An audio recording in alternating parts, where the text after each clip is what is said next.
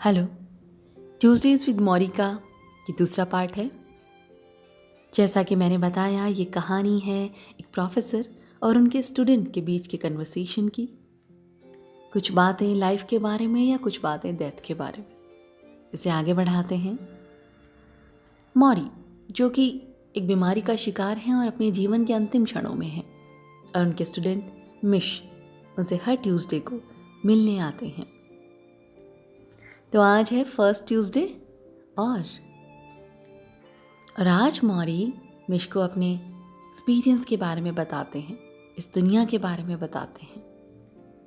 जैसे ही मिश ने घर में एंटर किया, मौरी किचन टेबल पर बैठे थे, एक लूज सा कॉटन टी शर्ट पहने, और अब वो बहुत वीक हो चुके थे। मिश आते टाइम मौरी के लिए हमेशा कुछ खाने के लिए लेकर आते थे, जैसे Turkey, potato salad, macaroni salad, और मौरी उन्हें देखकर बहुत खुश हो जाते थे। मौरी ने कहना शुरू किया, यू नो मिश, अब मैं एकदम डिपेंड हो चुका हूँ और मैं इस प्रोसेस को एंजॉय कर रहा हूँ, क्योंकि मैं फिर से एक बच्चा बन गया हूँ। अपने आप को ही इस यूनिक वे में देखना, ये सिर्फ मौरी कर सकते थे। उन्होंने कहा, मेरे पास और कोई रास्ता नहीं है, मुझे अपने आप को इस यूनिक तरह से अब देखना ही होगा, मुझे इसे फेस करना होगा, क्योंकि मैं शॉपिंग नहीं जा सकता, मैं अपने बैंक अकाउंट का ध्यान नहीं रख सकता, मैं अपना कचरा भी बाहर नहीं लेके जा सकता। मैं जो कर सकता हूँ वो बस अभी इतना है कि पूरे दिन बस बैठा रहूँ और अपनी लाइफ के बारे में कुछ इम्पॉर्टेंट सोचता रहूँ, और मेरे पास उसके लिए टाइम भी है और उसके लिए रीज़न भी है। मिश के आने से पहले मौरी न्यूज़पेपर पढ़ रहे थे। मिश न्यूज़पेपर की तरफ देखने लगे तो मौरी ने कहा, तुम्हें अजीब लग रहा होगा ना कि मैं अभी भी ये सब न्यूज़ पढ़ता हूँ। कितना अजीब है ना कि मैं मरने वाला हूँ, लेकिन मुझे अभी भी ये पड़ी है कि दुनिया में क्या हो रहा है। मिश ने कहा, मे बी। मौरी कहने लगे, maybe you are right, maybe I shouldn't care, क्योंकि कुछ टाइम बाद मैं ये देखने के लिए नहीं रहूँगा कि चीज़ें यहाँ किस तरह से और कैसे हो रही हैं। लेकिन ये एक्सप्लेन करना थोड़ा सा मुश्किल है मिश, क्योंकि अभी मैं सफ़र कर रहा हूँ, और जब मैं सफ़र कर रहा हूँ तो मैं अपने आप को लोगों के और करीब मान रहा हूँ। जो लोग अपनी लाइफ में सफ़र कर रहे हैं, मैं उनको महसूस कर सकता हूँ, मैं उनके दर्द को महसूस करके रो सकता हूँ मिश। हाँ, मैं उन लोगों को जानता नहीं हूँ, लेकिन फिर भी उनकी सफरिंग की तरफ मैं खींचा चला जाता हूँ, क्योंकि मैं सफरिंग कर रहा हूँ। एंड डोंट वरी, क्योंकि आजकल मैं रोता भी हूँ। Never mind.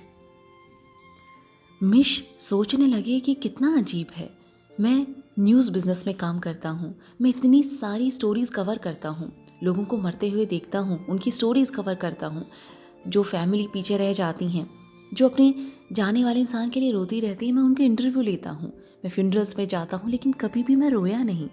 मुझे ये फील क्यों नहीं हुआ? और मौरी इस दुनिया के लोगों को दुख देखकर दुखी हो रहे हैं, रो रहे हैं। मैं सोचने लगा कि क्या अंत में बस यही बचता है? मुझे लगता है कि शायद डेथ ही वो है जो हम सबको एक समान बनाती है, एक जैसा बनाती है, क्योंकि हम सब में यही तो कॉमन है, हम सब मरते हैं। और मौत ही तो वो चीज़ है जब हम दूसरों के लिए आंसू बहाते हैं, इवन उन लोगों के लिए भी जिनसे हमें कोई लगाव नहीं। जब हम उनकी फ्यूनरल पे जाते हैं तो हम रोते हैं। शायद डेथ ही वो चीज़ है जो हमें करीब लेकर आती है। मौरी कहने लगे, हे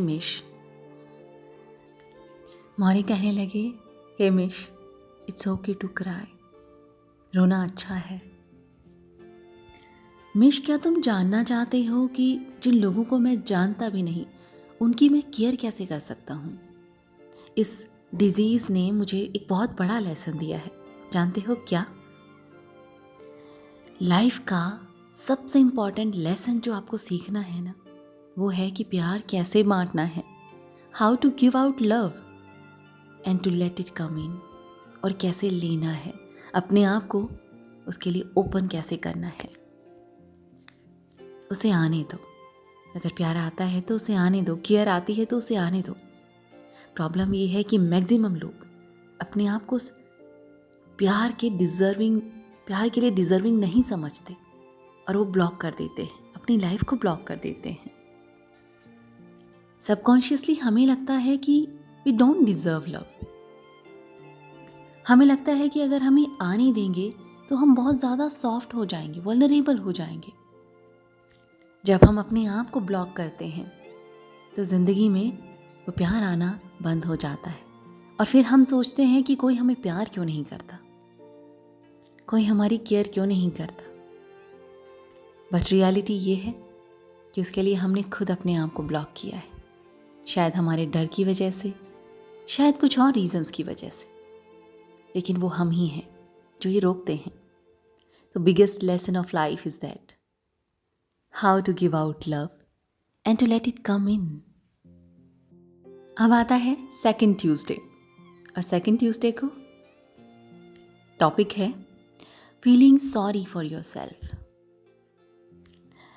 हर ट्यूसडे की तरह इस बार भी मिश मौरी के लिए कुछ खाने के लिए लेकर गए।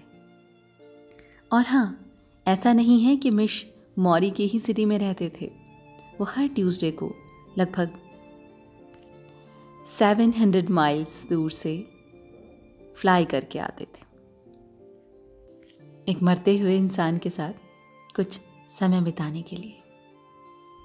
और अब मिश देख पा रहे थे कि डिजीज़ धीरे धीरे बढ़ती जा रही है, क्योंकि उनके हाथ पेन पकड़ सकते थे, अपने ग्लासेस को ठीक कर सकते थे, लेकिन अब चेस्ट से ऊपर उनके हाथ नहीं उठ पा रहे थे। और अब मैक्सिमम टाइम वो अपने स्टडी रूम में बिता रहे थे। अपनी केयर टेकर को बुलाने के लिए मौरी को एक बैल बजाना होता था, लेकिन कई बार वो उसे उठा भी नहीं पाते थे और इसीलिए वो थोड़ा फ्रस्ट्रेट हो जाते थे। इस बार मिश ने मौरी से पूछा, क्या आपको अपने ऊपर दया नहीं आती? क्या आप अपने लिए सॉरी फील नहीं करते? मौरी कहने लगे, करता हूँ सुबह के टाइम, क्योंकि जब मैं आंखें खोलता हूँ मैं अपनी बॉडी को मूव करने की कोशिश करता हूँ। मैं अपनी उंगलियों को हिलाता हूँ, अपने हाथों को हिलाता हूँ, देख पाता हूँ कि क्या अभी ये ठीक है, क्या अभी ये वर्क कर रही हैं। और मैं उस चीज़ को रोता हूँ जो मैं खो देता हूँ हर मॉर्निंग को, लेकिन उसके बाद मैं ठीक हो जाता हूँ, हमेशा की तरह। अगर मुझे ज़रूरत होती है तो मैं अच्छे से रो लेता हूँ, ज़रूरी है।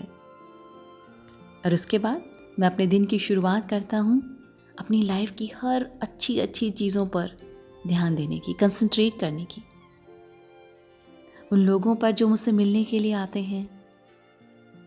और अगर ट्यूसडे होता है तो मैं तुम्हारे आने की खुशी करता हूँ, खुशी मनाता हूँ, because we are Tuesday people.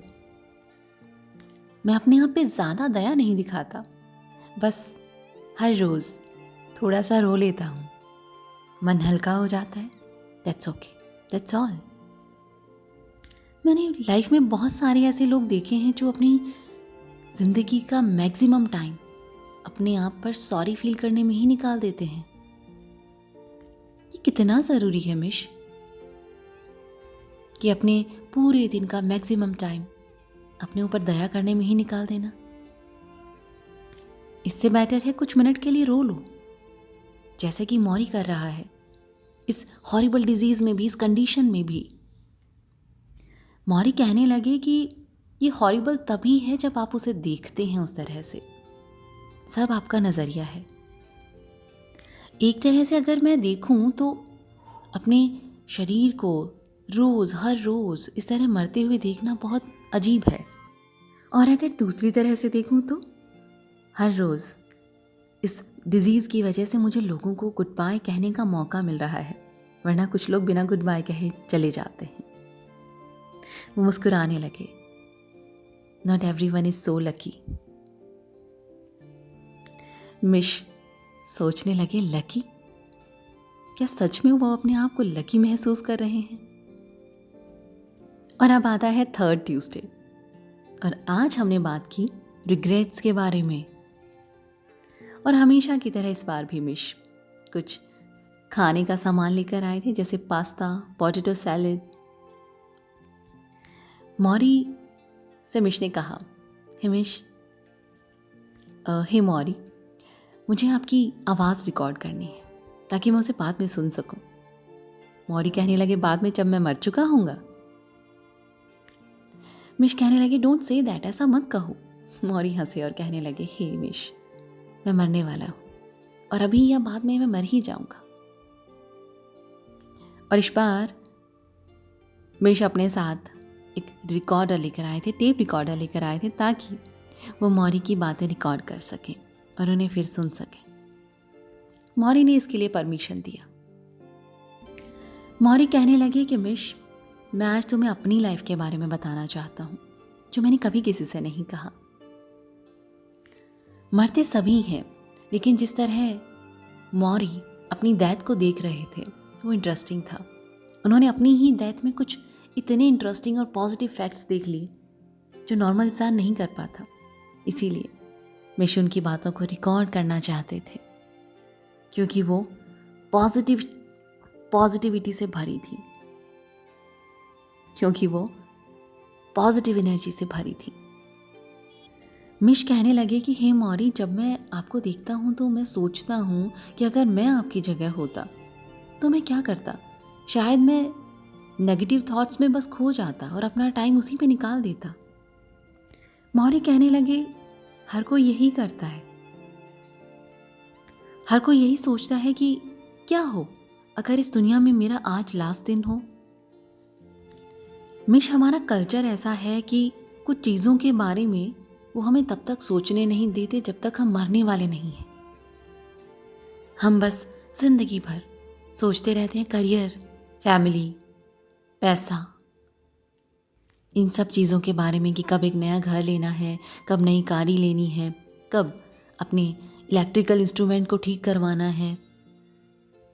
हमारे पास कभी टाइम होता ही नहीं कि हम रुकें, एक पल को रुकें और अपनी लाइफ के बारे में देखें, सोचें कि कुछ रह तो नहीं गया है, कुछ खोया सा तो नहीं है। इस डायरेक्शन में सोचने के लिए हमेशा आपको एक पुश की ज़रूरत होती है, एक ऐसे इंसान की ज़रूरत होती है जो उस डायरेक्शन में आपको लेके जा सके। हम सबको टीचर्स की ज़रूरत होती है, और मिश के टीचर अभी उनके सामने बैठे थे। मौरी की कहानी कुछ इस तरह से है। वो 8 साल के थे। उनके फादर एक रशियन इमिग्रेंट थे जो इंग्लिश नहीं पढ़ सकते थे, और उस दिन हॉस्पिटल से एक टेलीग्राम आया। मौरी ने ये न्यूज़ पढ़ के सुनाई और उसमें लिखा था, we regret to inform you. Morrie की मदर की डेथ हो चुकी थी और उन्होंने ये न्यूज़ अपनी क्लास में खड़े होकर पढ़ी, क्योंकि उनके फादर ये उनसे सुनने के लिए आए थे। वो बहुत गरीब थे, उनके पास रहने के लिए भी अच्छा कुछ नहीं था।